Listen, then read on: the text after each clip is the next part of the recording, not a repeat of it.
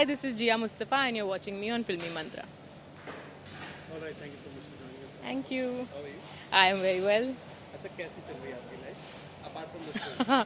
Apart from the show actually हमारी life फिलहाल है नहीं कुछ to be very honest because 14-14 घंटे हम यहीं रहते हैं, तो बेसिकली फिल्म सिटी हमारा घर है, और जो हमारा घर है वो सिर्फ हम सोने के लिए कुछ घंटे जाते हैं. So life right now is only work, but I totally enjoy it. I think कि हम जब टीवी करने का जब हमने डिसीजन लिया तो हमें पता ही था कि हमारी लाइफ ऐसी ही चलेगी, एंड बिकॉज हमारे प्रोफेशन से प्यार है, सो इट डजेंट फील कि कुछ मिसिंग है, and I am really enjoying it. And show देखा जा रहा है, शो अप्रिशिएट हो रहा है, तो I think that's the biggest plus point. Irritating नहीं लगता कि आप रोज रोज वही काम कर रहे हैं, वही चीजें कर रहे नहीं, एक्चुअली बीच में ना कोविड आया है ना, और कोविड से ना सबका माइंड बहुत ही सही जगह पे आके बैठा है.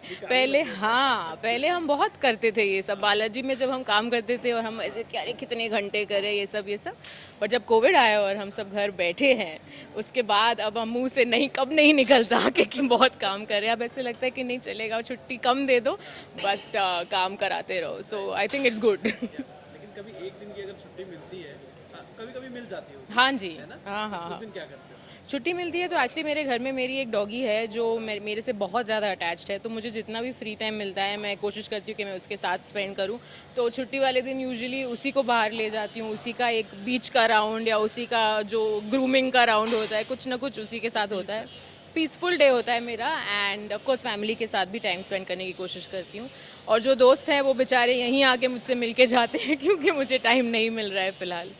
सो या अभी की सीन की अगर मैं बात करूँ तो फिर से एक बार आपने कुछ ऐसे वो चने पे नमक छिड़क दिया जी. जिससे मंगल को तकलीफ हो गई. जी.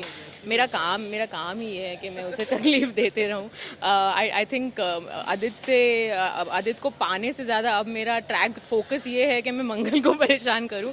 पता नहीं क्यों ऐसे हो गया है, बट मैंने फिर से चीज़ें इस तरह घुमाई हैं और इतनी सिवियर चीज़ें कर दी है कि मतलब पापा अभी भी गायब है, उन्हें क्लिफ से नीचे फेंक दिया है मैंने, एंड अक्षत बहुत ट्रॉमेटाइज्ड है. एंड मेरा इंटेंशन ये था कि मैं अक्षत को थोड़ा बहुत हार्म करूं, थोड़ा बहुत कुछ ऐसा करूं जिससे वो डर जाए और ब्लेम मंगल पे आए.